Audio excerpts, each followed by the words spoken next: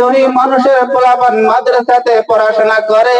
ওই মাদ্রাসার ছাত্র এত গরিব ছিল, কেরাসিন বেগরে কোরআন পড়তে পারে নাই, কেরাসিন বেগরে কোরআন পড়তে পারে নাই। একদিন মনে মনে তীক্ষ্ণ করলো যে মাদ্রাসা থেকে বাহির হইয়া যখন রাস্তা দিয়ে হাইটে যায়, যাইতে যাইতে দেখে একটি দোকানের সম্মুখে 4-5 জন জুয়া খেলতেছে। এই মাদ্রাসার ছাত্র যখন কান্দিতে কান্দিতে যখন ওই দোকানের সম্মুখে গিয়েছিল, ওই সময় যারা জুয়া খেলতেছে তারা তাকাইয়া দেখে মাদ্রাসার একটা ছাত্র কান্দিতে কান্দিতে চলে যায়। ওই জুয়ারু ভাইটা উঠে আসিয়া ওই ছাত্রটাকে জিজ্ঞাসা করতে, ওগো তালবে হইলেন ভাই, তুমি কিসের জন্য কান্দ, কি ব্যথা কি দুঃখ পাইছাও? ওই মাদ্রাসার ছাত্রটা বলে, আমার কোনো আঘাত নাই, আমার কোনো দুঃখ নাই, আমি শুধুমাত্র কান্দি আমার মাও নাই, আমার বাবাও নাই, আমাকে কেরাসিন কিনা দেওয়ার মানুষ নাই, কেরাসিনের জন্য আমি কোরআন শরীফ পড়তে পারি না।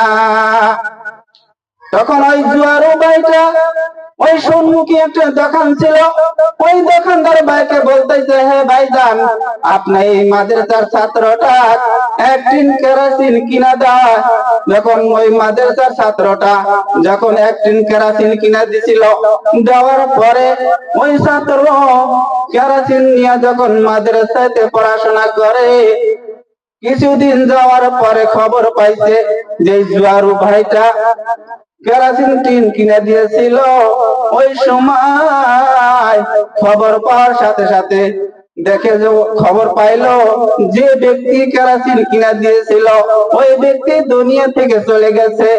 যখন চলে গেছে, যাওয়ার পরে ওই মাদ্রাসার ছাত্র খবর পাওয়ার সাথে সাথে যখন জানাজার নামাজের পিছনে দাঁড়াইয়া যখন কান্দে, ওই সময় একজন আরেকজনকে জিজ্ঞাসা করে, ওই মাদ্রাসার ছাত্রটা কিসের জন্য কান্দে? তখন ওই সময় বলছিল, এই জন্যই কান্দি। ও মাদ্রাসার তালবে ইলম, তুমি কিসের জন্য কান্দ?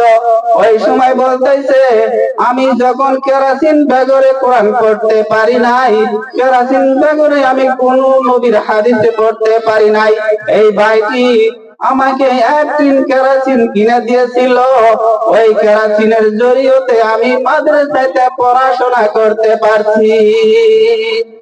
ভাই মহতরম দোস্ত বুজুর্গ, আজকে দেখেন কোরআন পড়নেওয়ালার উসিলা কত বড়। যারা কোরআন শেখে এবং অপর ভাইকে শিক্ষা দেয়, যারা কোরআন শেখার জন্য অন্য গরিব ভাইকে দান করে, কাল কিয়ামতের দিন ওইটা জান্নাতের জরিয়া হয়ে যাবে।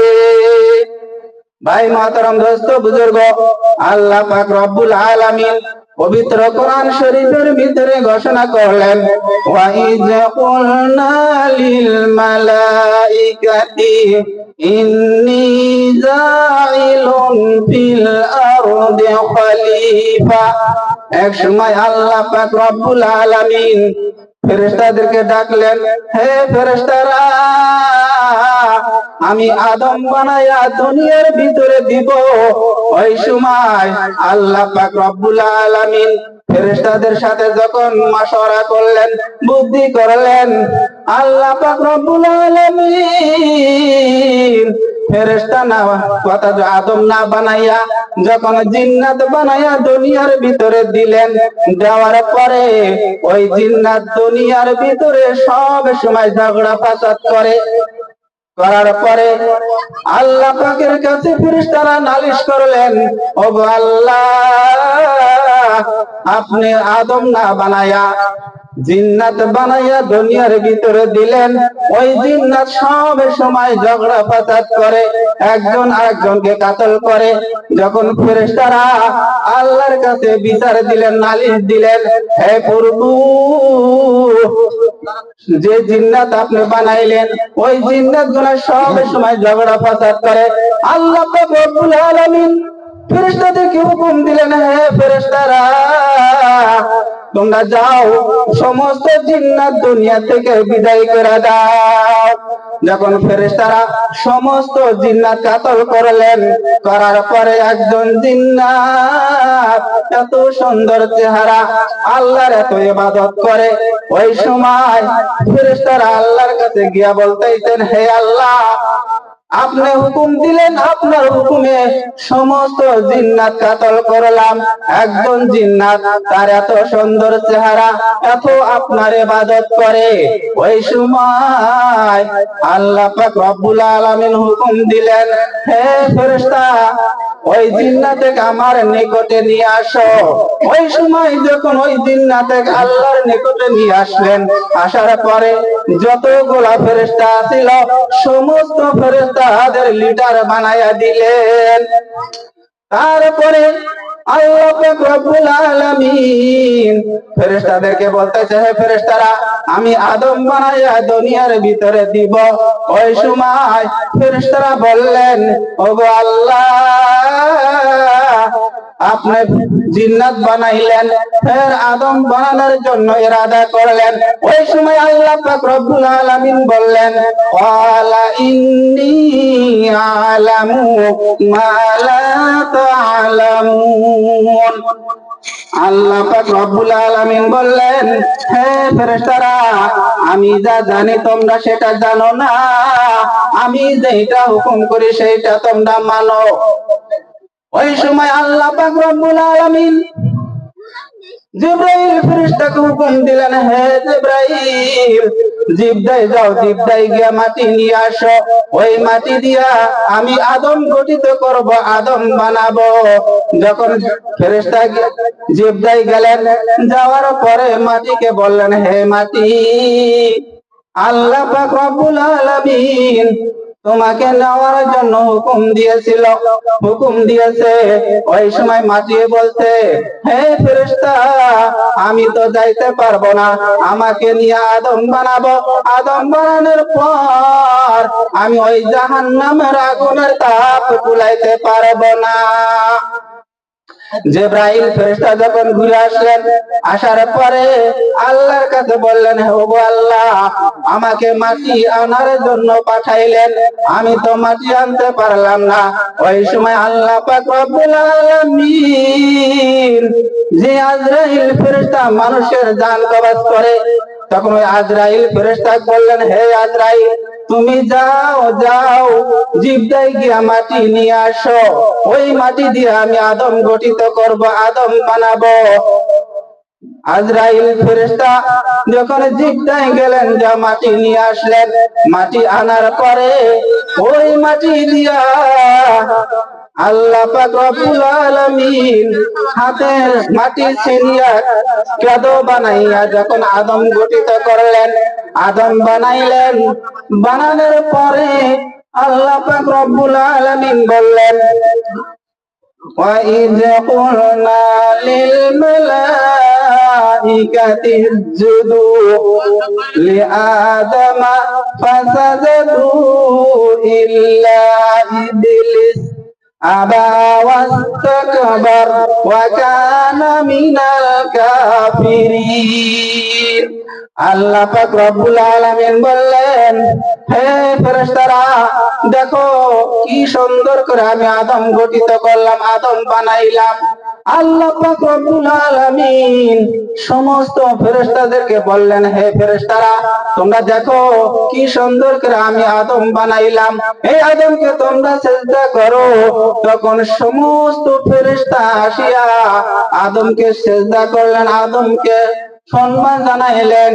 জানানোর পরে জিন্নাতের যে ফেরেশতা ছিল, ওই জিন্নাতের ফেরেশতা বলে, আমি কখনো আদম সিজদা করব না, আমাকে আগুন দিয়ে তৈরি করছে, আমাকে আগুন দিয়ে বানাইছে, আগুনের ফেরেশতা কখনো আদম সিজদা করবে না। ভাই মহতরম দোস্ত বুজুর্গ, দেখেন আল্লাহ পাক রব্বুল আলামিন আদম বানাইলেন। আদম বানানোর পরে সমস্ত ফেরেশতাকে হুকুম দিলেন, হে ফেরেশতারা তোমরা দেখো কি সুন্দর করে আমি আদম গঠিত করছি, আদম বানাইছি, তোমরা সবাই আদমকে সিজদা করো, আদমকে সম্মান করো। যে জিন্নাতের ফেরেশতা সমস্ত ফেরেশতাদের বড় লিডার বানায় দিছিল, ওই জিন্নাতের ফেরেশতা বলতেছে আমি কখনো আদম সিজদা করব না। কারণ আল্লাহ যেটা হুকুম দিছে সেই হুকুম না মানার কারণে ওয়াকানা মিনাল কাফিরিন, তখন সে শয়তানের খাতায় তার নাম পড়ে যায়। যে বড় ফেরেশতা ছিল, ফেরেশতার থেকে তার নাম শয়তানের দপ্তরে নাম পড়ে যায়। যাওয়ার পরে আল্লাহ পাক রব্বুল আলামিন কুরআন শরীফের ভিতরে বলছেন ওয়ালা তাকরাবা হাযিহিশ শাজারাতা ফাতাকুনা মিনাজ জালিমিন। আল্লাহ পাক রব্বুল আলামিন যখন আদম বানাইলেন, আদম বানাইয়া যখন জান্নাতের ভিতরে দিলেন, দেওয়ার পরে আল্লাহ পাক রব্বুল আলামিন আদমকে বলতেছে হে আদম তোমাকে জান্নাতে দেওয়া হলো, জান্নাতের ভিতরে একটি গন্ধম গাছ আছে, ওই গাছের নিকটে তুমি জানে যাও না, তোমাকে নিষেধ দেওয়া হলো। যখন আদম আলাইহিস সালাম ওই জান্নাতের ভিতরে থাকে, কিছুদিন যাওয়ার পরে হযরত আদম আলাইহিস সালামের বায়ে পিছলি দিয়া হাওয়া আলাইহিস সালাম পয়দা হয়। যখন হাওয়া আর আদম এই দুইজন যখন জান্নাতের ভিতরে ঘোরাফেরা করে, এই জিন্নাতের ফেরেশতা যে শয়তানের দপ্তরে নাম পড়ে যায়, এ আস্তে আস্তে বুদ্ধি করলো আমাকে ফেরেশতা থেকে নাম কাটিয়া শয়তানের খাতায় নাম ফেলাইয়া দিল। আমি ইবলিস শয়তান যেমনি হোক আমি আদমকে ওয়াসওয়াসা দিব, আদমকে আমি ধোঁকা ফেলবো। ইতিমধ্যে যখন আদম আর হাওয়া জান্নাতের ভিতরে ঘোরাফেরা করে, এই ইবলিস শয়তান জান্নাতের চতুর্দিকে ঘুরে আর মানুষের রূপ ধরে কান্দে। হাওয়ার আদম ওই জান্নাতের ভিতরে যখন ঘুরতে ঘুরতে ঘোরাফেরা করতে করতে কান্দার শব্দ যখন কানে আসে, আসার পরে দেখেন মানুষের মতো চেহারা হইতে মানুষের সুরত ধরে যখন ইবলিস শয়তান কান্দে, ইতিমধ্যে হাওয়া আর আদম জান্নাতের মধ্যে ঘোরাফেরা করতে করতে যখন কান্দার শব্দ পাইল, পাওয়ার সাথে সাথে ওই ইবলিস শয়তান আদমকে বলতেছে হে আদম তুমি জান্নাতের ভিতরে থাকো, ওই জান্নাতের ভিতরে একটা গন্ধম গাছ আছে, ওই গাছের নিকটে যদি যাইতে পারো, ওই জান্নাতের ভিতরে গন্ধম গাছের ফল যদি খাইতে পারো, কাল কিয়ামত পর্যন্ত তোমরা ওই জান্নাতের ভিতরে থাকতে পারবা। ইতিমধ্যে ইবলিস শয়তান যখন আদমকে ওয়াসওয়াসা দিল, আদমকে ধোঁকা দিল, দেওয়ার পরে আদম ভাবতেছে যে বুদ্ধি আমাকে দিল, আমি যদি এই গন্ধম